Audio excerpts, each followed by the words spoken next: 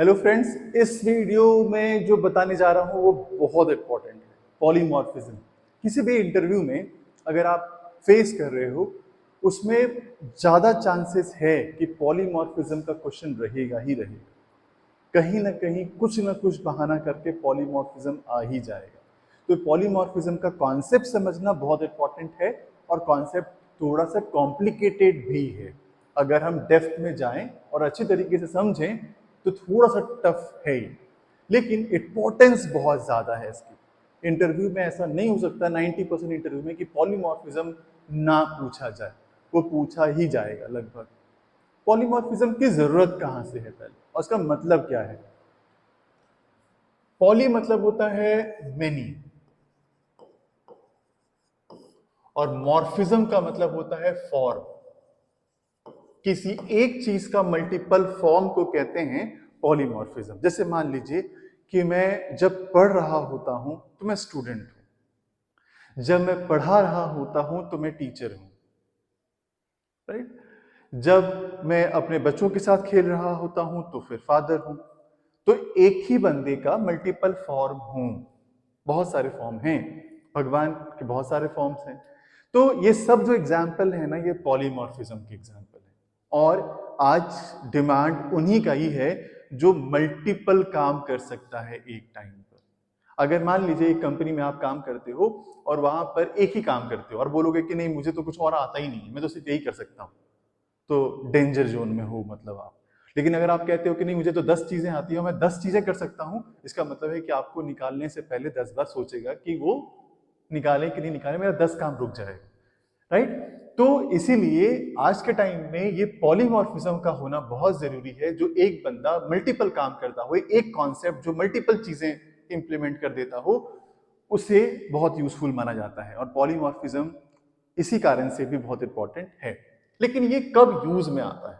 देखिए, अगर हमें एक ऐसा सॉफ्टवेयर डिजाइन करना है जहां पर ना अगर मुझे एक क्लासेस दो क्लासेस बनाना हो, तब तो बहुत इजी है ना, वो बहुत ही इजी है, फिर तो कॉम्प्लेक्सिटी आएगी ही नहीं।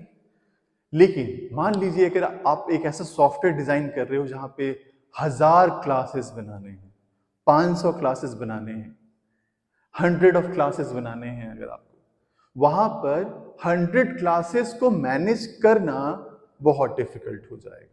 और वहां पे आएगा कॉन्सेप्ट किस चीज का? पॉलीमॉर्फिज्म का। पॉलीमॉर्फिज्म जो कॉम्प्लेक्स चीजें होती है ना उसको इजी कर देता है। अगर आप बहुत सारी क्लासेस, बहुत सारे मेथड्स, बहुत सारे ऑब्जेक्ट बना रहे हो तो कॉम्प्लेक्सिटी बढ़ेगी, ऑब्वियस सी बात है। तो कोई तो हो जो कॉम्प्लेक्सिटी को रिड्यूस करे, वो कौन है? पॉलीमॉर्फिज्म। तो पॉलीमॉर्फिज्म से ना हमारा कॉन्सेप्ट इजी हो जाता है, कॉम्प्लेक्स चीजों को इजी बना दिया जाता है। पॉलीमॉर्फिज्म से इतना तो समझ में आ गया कि चीजें इजी हो जाती हैं। अब रूल क्या फॉलो करेंगे अगर हमें पॉलीमॉर्फिज्म अप्लाई करना है? तो सपोज कीजिए आपके पास 50 क्लासेस हैं, राइट? आपके पास 50 क्लासेस हैं और सबको अगर आप अलग अलग रखे हो, बिना किसी रिलेशनशिप में मेंटेन किए रखे हो, उसे मैनेज करना बहुत डिफिकल्ट होने वाला है। अगर 50 लोग हैं और सब एक रिलेशनशिप में मेंटेन किए हुए अगर हैं, उन्हें मैनेज करना इजी होगा। जैसे फॉर एग्जांपल, अगर आप एक ऐसे क्लास को पढ़ा रहे हो जिसके सब सब क्लास स्टैंडर्ड 10 के बच्चे हैं, तो सब में एक रिलेशनशिप है, स्टैंडर्ड 10 एक लेवल सबका सेट है। अब उनको मैनेज करना इजी होगा, बशर्ते कि हम रैंडमली हर क्लासेस के बच्चों को बुला लें और उसको कुछ पढ़ाने की कोशिश करें, उससे कुछ बात करने की कोशिश करें, तो समझने में कभी कंफ्यूजन होगा कि हम कैसे बात करें, छोटे लेवल से बात करें कि अच्छे लेवल पे बात करें, कैसे करें, कंफ्यूजन होगा। तो अगर एक हम रिलेशनशिप मेंटेन करते हैं ना, तब उसे मैनेज करना बहुत इजी होता है। और सबसे स्ट्रॉन्गेस्ट रिलेशनशिप पता है कौन सा है? एक पेरेंट का और एक चिल्ड्रन का। इससे ज्यादा स्ट्रॉन्ग रिलेशनशिप नहीं है। तो यहाँ पे भी हम उसी रिलेशनशिप को मेंटेन करेंगे। तो वो कैसे होगा? इनहेरिटेंस से होगा। इनहेरिटेंस में सुपर क्लास एक पेरेंट क्लास की तरह है, सब क्लास एक चाइल्ड क्लास की तरह है। तो अगर आपको बहुत सारी क्लासेस मैनेज करना है ना, तो मैनेज करने के लिए ना सब क्लासेस को एक दूसरे से इनहेरिट करा दो। आप इस तरह से इनहेरिट कराओ कि नीचे की तरफ जब जाओ आप तो स्पेसिफिकेशन बढ़े। बहुत ध्यान से सुनना इस पॉइंट को। जब नीचे की तरफ जाओ तो स्पेसिफिकेशन बढ़े, और जब ऊपर की तरफ जाओ, बॉटम से टॉप की तरफ जाओ, तो जनरलाइजेशन बढ़े। मैं इस चीज को लिख देता हूं, मैं इसको पहले क्लियर कर देता हूं। यहां से नीचे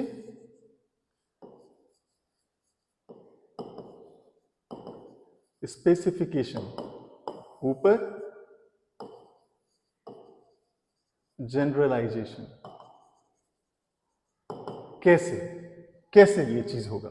जैसे फॉर एग्जांपल शेप क्लास है, उसको हमने और स्पेसिफाई किया, कैसा शेप हो सकता है? 2D और 3D, राइट? 2D को और स्पेसिफाई करो, कैसा हो सकता है 2D? या तो 2D रेक्टेंगल हो सकता है, या तो स्क्वायर हो सकता है। 3D या तो क्यूब हो सकता है, या तो क्यूबॉइड हो सकता है, राइट? तो शेप को हम अगर इनहेरिएट करेंगे तो इस तरह से इनहेरिएट करेंगे कि नीचे की तरफ स्पेसिफिकेशन बढ़े। 2D हो गया, 3D शेप हो गया, और 2D 3D जो हो गया उसको और स्पेसिफाई करें तो रेक्टेंगल। पता है, अगर आपको ना इन सारे क्लासेस को यूज करना है तो सब अलग अलग क्लासेस होता, लेकिन अब हमने एक रिलेशनशिप में मेंटेन कर दिया। अब इसे मैनेज करना मच मच इजियर होगा, और क्योंकि ये पॉलीमॉर्फिज्म के कॉन्सेप्ट के अंदर आते चला जा रहा है। पॉलीमॉर्फिज्म, पता है, मैंने आपसे एक बार कहा था कि सबसे इंपॉर्टेंट कॉन्सेप्ट है क्लासेस एंड ऑब्जेक्ट, उसके बाद है इनहेरिटेंस, और उसके बाद है पॉलीमॉर्फिज्म। पॉलीमॉर्फिज्म थर्ड पे क्यों आता है? क्योंकि पॉलीमॉर्फिज्म तभी अप्लाई हो सकता है जब इनहेरिटेंस यूज होता हो। तो इनहेरिटेंस तो ज्यादा इंपॉर्टेंट हो गया, और इनहेरिटेंस तो तभी होगा ना जब आप क्लासेस का कॉन्सेप्ट को समझोगे, क्योंकि क्लास ही एक दूसरे क्लास में इनहेरिट होता है।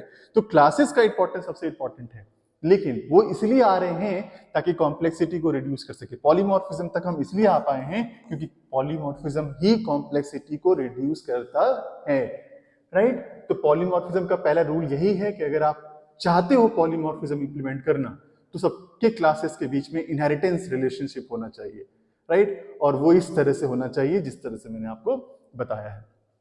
तो इससे क्या होगा? चीजें इजी होंगी। अब कैसे इजी होंगी? क्या इजी होगा? किस कॉम्प्लेक्सिटी की आप बात कर रहे हो? कौन सी कॉम्प्लेक्सिटी को इजी करने वाला है ये? तो इसी को मैं बता रहा हूं। देखिए, अगर आप ना एक क्लास बनाते हो तो एक क्लास के करोड़ों ऑब्जेक्ट बना सकते हो। अगर आप 100 क्लासेस बनाते हो, तो अगर आप 100 क्लासेस बनाते हो तो 100 इंटू 1 लाख, अगर एक एक, तो बहुत 1 करोड़ ऑब्जेक्ट्स बन सकते हैं। और उनको मैनेज करने के लिए 1 करोड़ रेफरेंस वेरिएबल होना चाहिए, जो कि बहुत कॉम्प्लिकेटेड है। अब इतने सारे रेफरेंस वेरिएबल में कैसे बनाऊं? सब संभव नहीं है। तो पॉलीमॉर्फिज्म कहता है कि एक रेफरेंस वेरिएबल से, जस्ट 1 रेफरेंस वेरिएबल से आप करोड़ों ऑब्जेक्ट को यूज कर सकते हो, उसको एक्सेस कर सकते हो, उसको जैसे यूज करना चाहो कर सकते हो। तो कितनी बड़ी बात हो गई है ना, कि अगर आप करोड़ों ऑब्जेक्ट बना रहे हो और मैनेज कैसे कर रहे हो? एक रेफरेंस वेरिएबल से। ये किसने कह दिया? पॉलीमॉर्फिज्म कहेगा। नेक्स्ट है, अगर आप 10,000 मेथड्स बना रहे हो, तो 10,000 मेथड्स बनाओगे तो नाम क्या रखोगे? 10,000 नाम याद रखना संभव है? नहीं। तो वो कहता है पॉलीमॉर्फिज्म कि आप 10 नाम याद रखो तो 10,000 मेथड्स बना सकते हो, सबका नाम सेम रखवा देंगे, मैनेज करने में कहीं कोई दिक्कत नहीं होगी। ये कौन कहता है? पॉलीमॉर्फिज्म कहता है। कैसे? इस बात को मैं नेक्स्ट वीडियो में बताऊंगा, और उसको प्रोग्राम के थ्रू भी समझाऊंगा। तो इस वीडियो में एक इंट्रोडक्शन मैंने दिया आपको पॉलीमॉर्फिज्म का। Thank you.